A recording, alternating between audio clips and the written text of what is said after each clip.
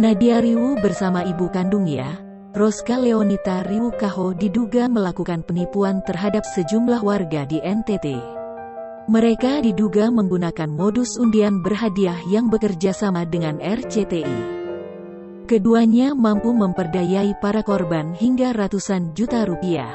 Ia mendapat selempang runner-up kedua Miss Indonesia tahun 2020 lalu.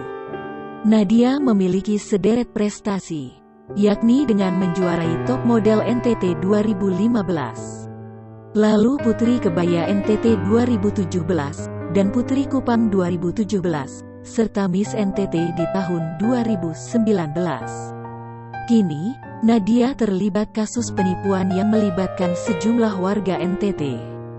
Nadia dan ibu kandungnya diduga mencatut nama Pemprov NTT dan RCTI. Roska yang datang bersama suaminya di kantor LBH itu kemudian diminta membuat surat pernyataan pengembalian uang.